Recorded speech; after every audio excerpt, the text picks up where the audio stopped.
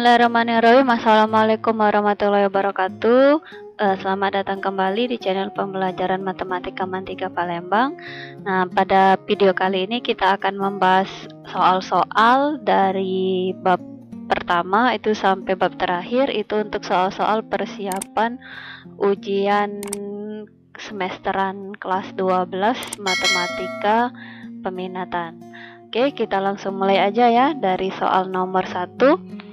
Nah, ini soal ini diambil dari buku kalian, buku Erlangga Sukino, itu soal halaman 13 nomor 2A.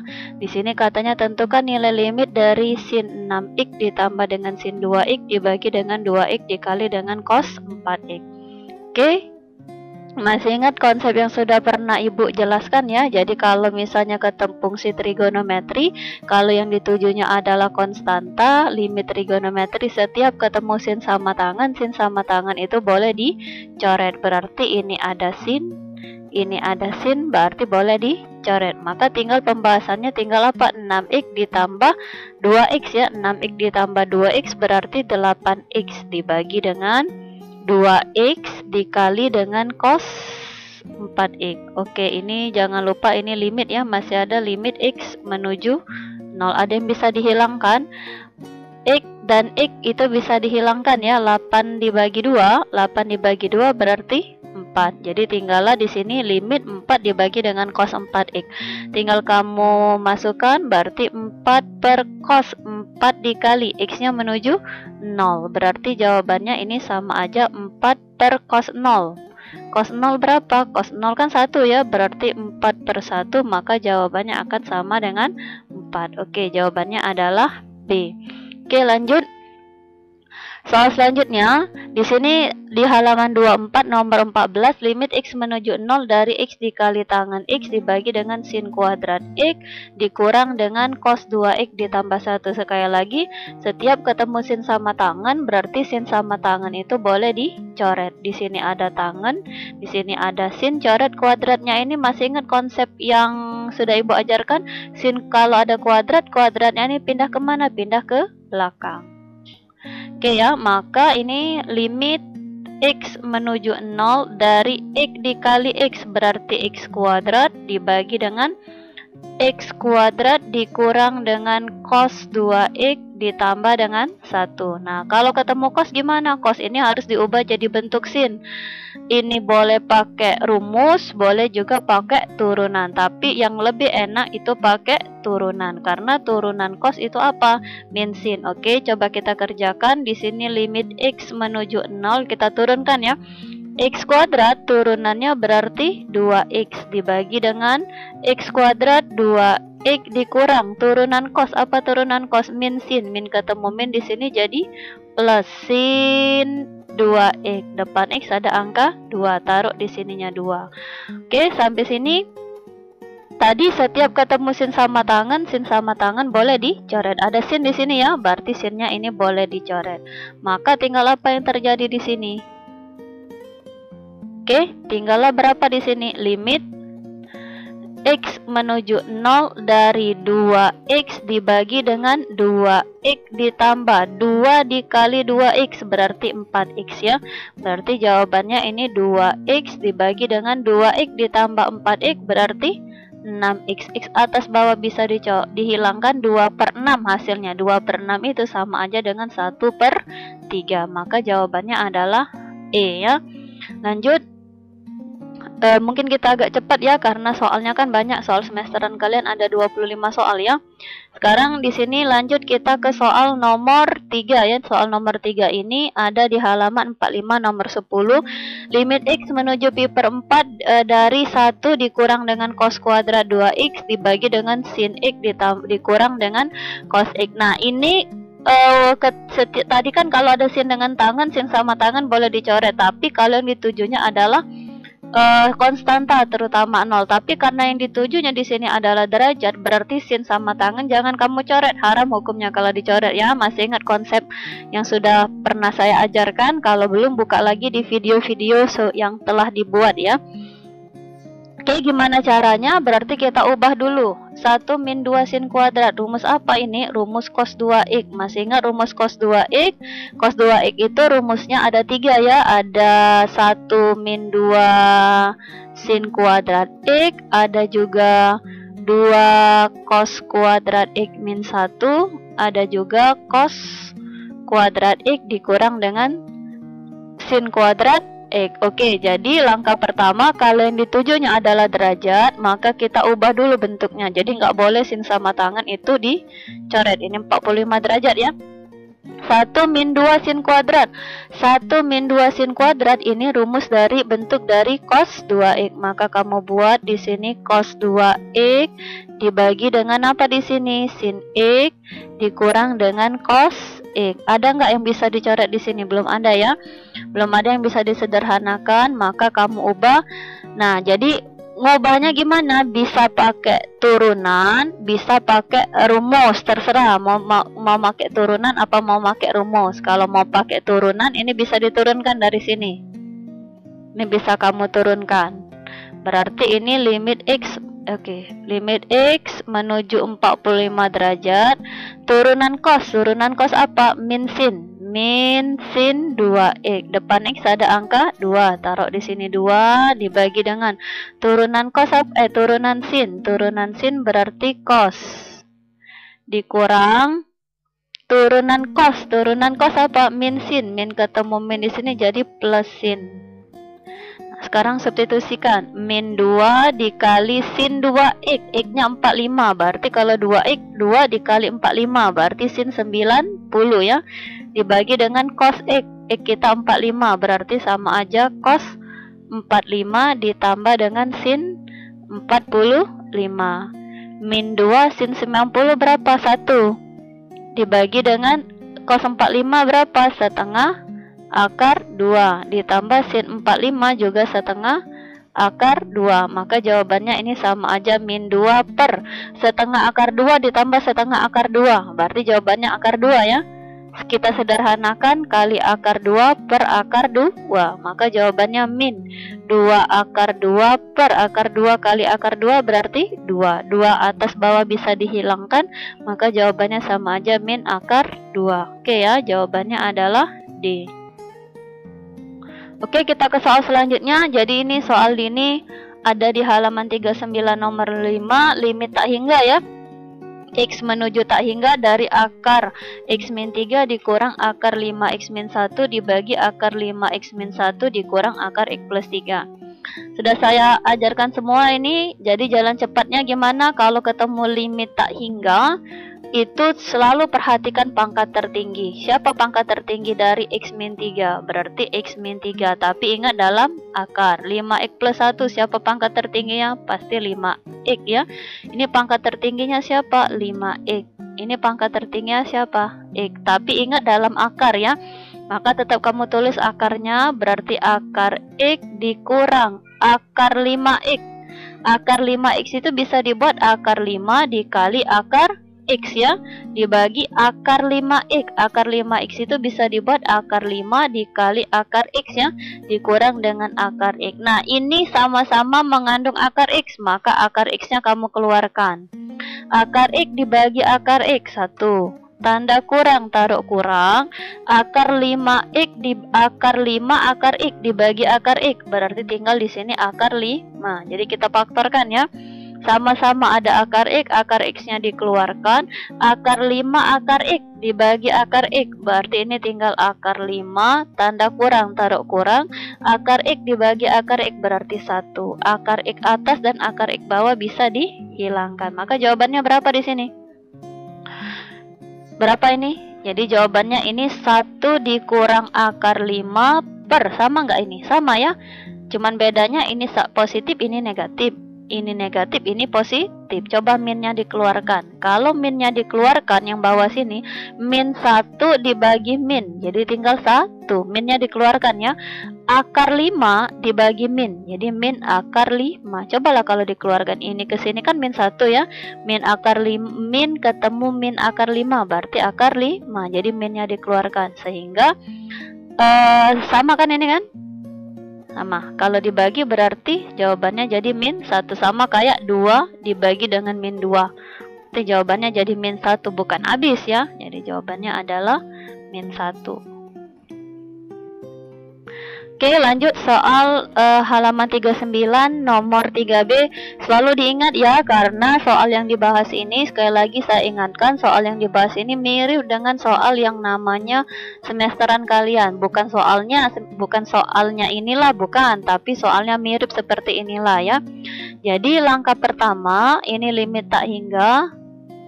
Ini kita kalikan dulu ke dalam. Ini kan akar 2 dikali akar X plus 4 ya. Jadi kaliin dulu ke dalam. Ingat, kalau akar A dikali akar B, berarti ini bisa dibuat akar AB. Berarti ini limit X menuju tak hingga akar X min 2 dikali dengan X plus 4 dikurang. Ini ke sini kan, dikaliin dulu ke sini. Berarti akar dari X min 2 dikali lagi dengan X min 2. Oke. Limit X menuju tak hingga dari akar ini bisa dikalikan ya. X dikali X berarti X kuadrat. Ini ke sini, ini ke sini. X dikali 4, 4X. 4X min 2X. Jadi berapa? 4 dikurang 2 plus 2X ya. Min 2 dikali 4 berarti jadi min 8 dikurang. Ini akarnya, ini kaliin juga. X dikali X berarti X kuadrat. Ini min 2X ya. Min 2 ini juga min 2. Min 2X, min 2X jadi min 4X. Min 2 dikali min 2. Min ketemu min jadi plus. Gimana ini konsepnya? Masih ingat? Kalau limit tak hingga menuju akar, apa rumus cepatnya? B min Q per 2 akar A ya. B itu apa? B itu nilai X yang di sini. Ini nilai B. Q-nya yang mana? Q-nya depan X yang di sini. Berapa Q-nya? Min 4 per 2 akar A itu siapa? A itu di depan X kuadrat. Berarti jawabannya ini sama aja 6 per 2. 6 per 2 jawabannya jadi 3. Oke, lanjut. Jadi kita mungkin agak cepat membahasnya karena soal kalian kan banyak ya. Sekali lagi saya ingatkan, selalu diingat soal-soal ini cara saya mengerjakan pembahasan karena soalnya ini mirip dengan soal ujian kalian ya. Hx sama dengan sin kuadrat X dikurang dengan 2 cos X ditambah dengan cos kuadrat X. Yang ditanya H aksen pi per 3. H aksen berarti turunan dari Hx. Jadi masih ingat kalau seandainya sin kuadrat X ditambah dengan cos kuadrat X ini sama dengan berapa? Sama dengan 1. Jadi walaupun cosnya dengan sinnya ketemu satunya di sini, satunya di ujung, itu sama aja ya. Jadi kalau sin kuadrat ditambah cos kuadrat nilainya sama dengan 1. Maka untuk memudahkan perhitungan Hx ini ubah dulu bentuknya. Sin kuadrat ditambah cos kuadrat jawabannya jadi 1 dikurang dengan 2 cos X. Berarti untuk cari H aksen pi per 3 kita harus cari dulu H aksen X ya. Jadi turunan dari H aksen, turunan 1 berarti 0. Min 2 turunan cos, apa turunan cos? Min sin. Min ketemu min di sini jadi plus sin X. Yang ditanya H aksen berapa? H aksen pi per 6. Pi itu berapa? 180.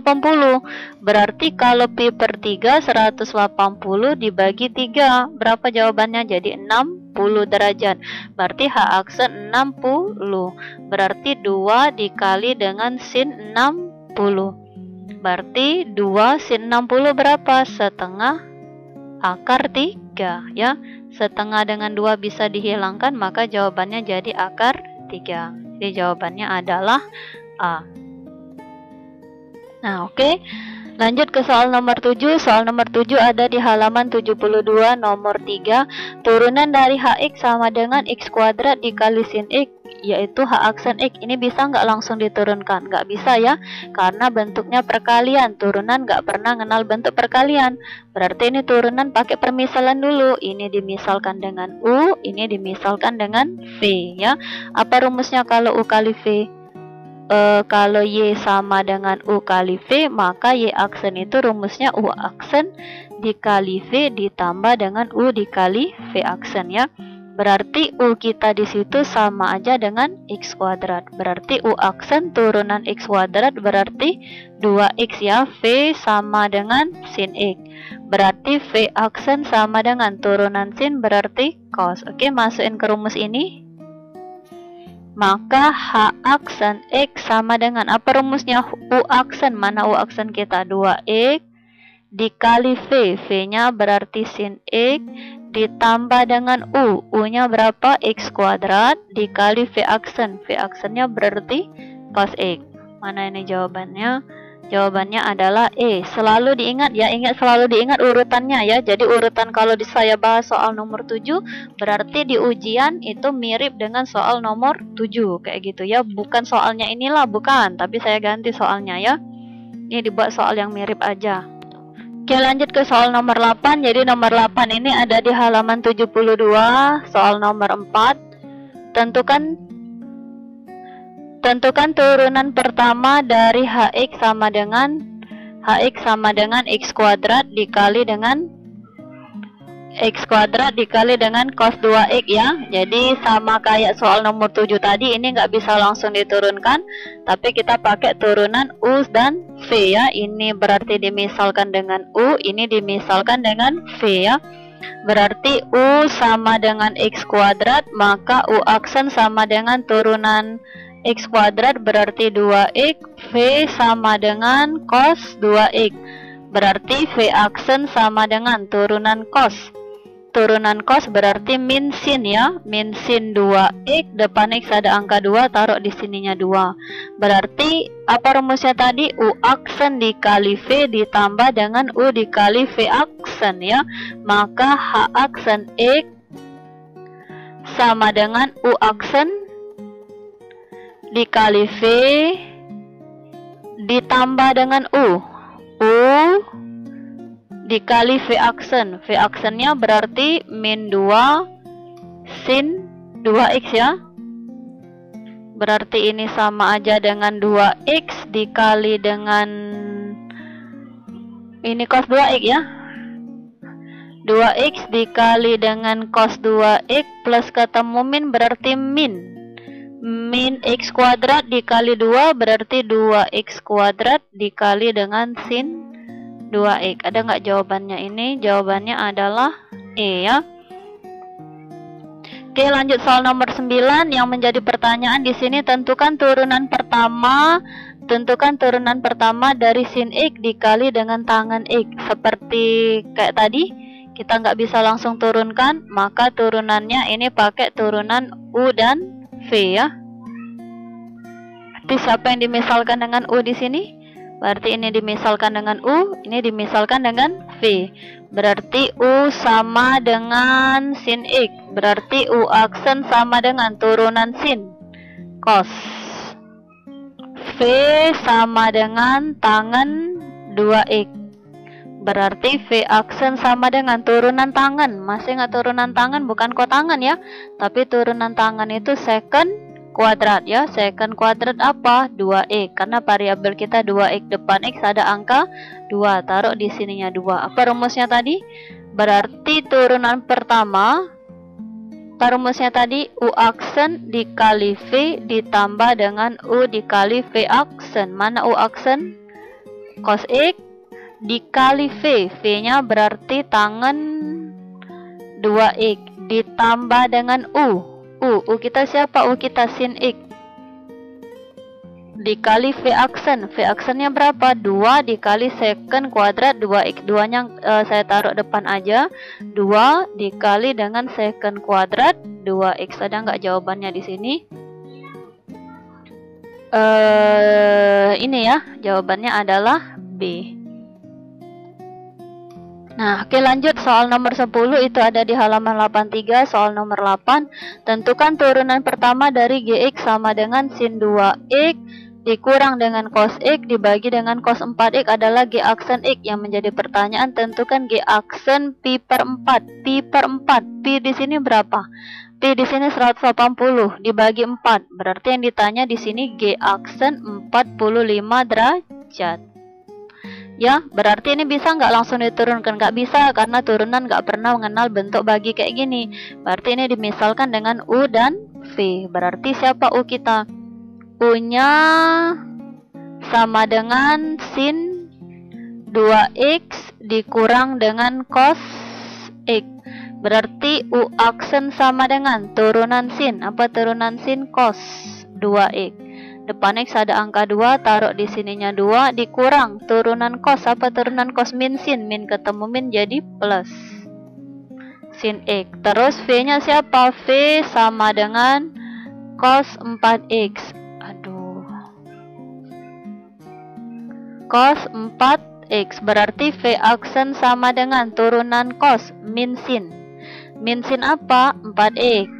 Karena variabelnya 4x, depan x ada angka 4, taruh di sininya 4. Nah, sekarang untuk memudahkan perhitungan, karena yang ditanya di sini G aksen 45 derajat, bukan G aksen x, maka langsung kamu substitusikan nilainya ke sini. Supaya apa? Supaya mudah mengerjakannya ya. Jadi langsung kamu masukin kayak ini.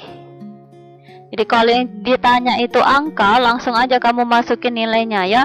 Berarti ini nilainya sama aja dengan sin 2x, x kita kan 45, berarti sama aja sin 2x, 2 kali 45, berarti sin 90 ya. Berarti ini sama aja dengan sin 90 dikurang dengan cos x, kita berarti 45. Sin 90 berapa? 1 dikurang cos 45, cos 45 berarti setengah akar 2. Nah ini juga, berarti ini jawabannya 2 dikali cos 2x, x kita 45, berarti cos 90.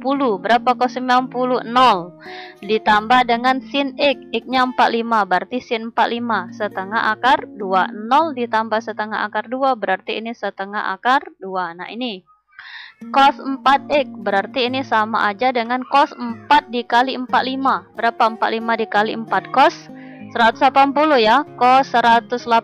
Berapa? Masih ingat pernah ini saya ajarkan di kelas 11 kalau nggak salah. Ini cos 180 gimana cara mengerjakannya? Jadi jalan cepatnya langsung kamu tambahkan aja dua angka pertama. 1 ditambah 8, 9. Maka sudutnya sama aja dengan 90.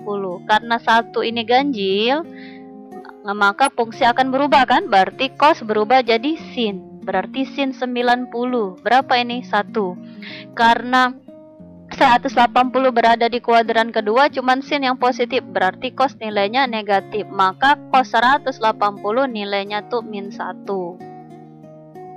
Nah ini juga, berarti ini min 4 dikali sin berapa ini?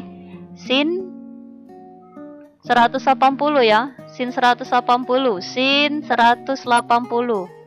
Tambahin dua angka pertama, 1 tambah 8 berarti 9, berarti sudutnya 90. 1 ganjil, berarti sin berubah jadi cos, berarti sin 180 nilainya sama aja dengan cos 90. Berapa cos 90? 0. Berarti ini jawabannya jadi 0. Berarti rumusnya apa kalau dibagi? U aksen dikali V dikurang ya, U dikali V aksen per V kuadrat. Ini kan rumusnya kalau bagi ya. Maka G aksen 45 derajat ini sama dengan U aksen. Mana U aksen kita? Ini ya, setengah akar 2 dikali V. V-nya berapa? V-nya min 1 dikurang dengan U. U-nya mana ini? U-nya ini ya, 1 dikurang setengah akar 2 dikali V aksen. Nah V aksennya 0 per V kuadrat. V kuadrat berarti ini min 1 kuadrat. Setengah akar 2 dikali min 1 berarti min setengah akar 2. Ini berapa? 0. Dikurang 0 dibagi min 1 dikuadratkan 1. Berarti jawabannya sama aja dengan min setengah akar 2. Apa jawabannya ini? D ya. Oke lanjut. Nah ini turunan rantai ya. Jadi ada di halaman 89 soal nomor 7. Jadi saya nggak ingetin, selalu diingat ya soal-soal ini letaknya di mana itu. Karena soal ini bukan soal ujian, tapi saya buat semirip mungkin dengan soal ujian kalian ya. Ini turunan rantai, masih ingat turunan rantai, berarti kita nggak bisa langsung turunkan satu persatu ya. Jadi kalau seandainya Y sama dengan Fx, dipangkatkan dengan N, gimana rantai? Mula-mula pangkat dulu, turunkan ya. Berarti N dikali dengan Fx, yang namanya turunan pangkat selalu dikurang 1, dikali turunan dari Fx berarti F aksen X. Jadi kalau bingung konsep rantai, buka lagi di video turunan trigonometri. Berarti mula-mula 3 dulu diturunin ya. Berarti 3 pangkat dulu turunin dikali dengan kotangan pangkat 2 5e dikali kotangan belum diturunkan? Belum. Turunan kotangan. Apa turunan kotangan? Turunan kotangan berarti cosecant kuadrat. Cosecant kuadrat 5x. 5x belum diturunkan ya. Turunan 5x berarti 5. Oh, turunan kotangan min cosecant ya. Minnya taruh depan aja. Berarti jawabannya 5 kali 3 berarti 15. Min 15 dikali dengan kotangan kuadrat 5x dikali dengan cosecant kuadrat 5x. Ada nggak jawabannya? Ada ya. Jadi jawabannya adalah C. Oke, lanjut soal nomor 12. Ini aplikasi penggunaan turunan, ada di halaman 121 soal nomor 7. Nilai dari kemiringan garis singgung. Kemiringan ini apa? Kemiringan ini nama lain dari gradien. Jadi gradien itu nama lainnya adalah kemiringan garis. Dari kurva Y sama dengan kotangan X dikurang dengan 2 cosecant X sama dengan 0. Yang menjadi pertanyaan, tentukan nilai tangen X. Berarti nilai dari kemiringan berarti diketahui nilai dari gradiennya itu sama dengan 0 ya. Nilai dari kemiringan kurva ini sama dengan 0, berarti diketahui M itu sama dengan 0. Sebagaimana telah diajarkan, yang namanya gradien, M itu sama aja dengan turunan pertama ya, turunan pertama. Atau M itu sama aja dengan Y aksen, itu nilainya sama dengan 0. Oke, sekarang ini kita turunkan turunan kotangan. Apa turunan kotangan tadi? Min cosecant. Cosecant kuadrat. Jadi keturunan kotangan tuh bukan tangan. Min cosecant kuadrat dikurang 2 dikali turunan cosecant. Turunan cosecant berarti min ketemu min kotangan kali cosecant ya. Jadi kalau turunan kotangan ini min cosecant. Min cosecant kuadrat. Turunan cosecant min kotangan dikali dengan cosecant.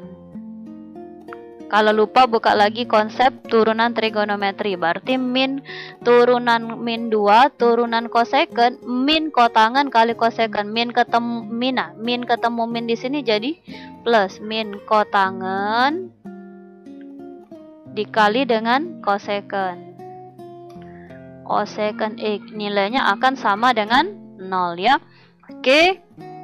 2 dikali dengan kotangan X dikali dengan cosecant X sama dengan, nah ini kan positif ya, pindah ke sini jadi ini negatif ya, pindah ke sini jadi positif.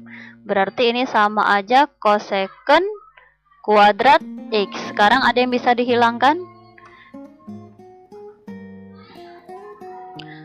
Ini cosecant sama cosecant kuadrat, jadi tinggal 1 ya cosecantnya ya. Nah, jadi dari persamaan trigonometri ini kita disuruh menentukan nilai dari tangen. Gimana caranya? Kita balikin lagi ke konsep dasar ya. Jadi 2 dikali kotangan. Kotangan itu sama aja, kalau tangen itu kan sin per cos. Berarti kalau kotangan berarti cos per sin ya, kebalikan dari trigono. Jadi kalau tangen itu kan sin per cos ya, berarti kalau kotangan cos per sin sama dengan cosecant. Apa itu cosecant? Cosecant itu kebalikan dari sin ya. Jadi cosecant itu 1 per sin. 1 per sin X. Ada yang bisa dicoret lagi di sini? Sin X dan sin X bisa dicoret. Maka dapatlah di sini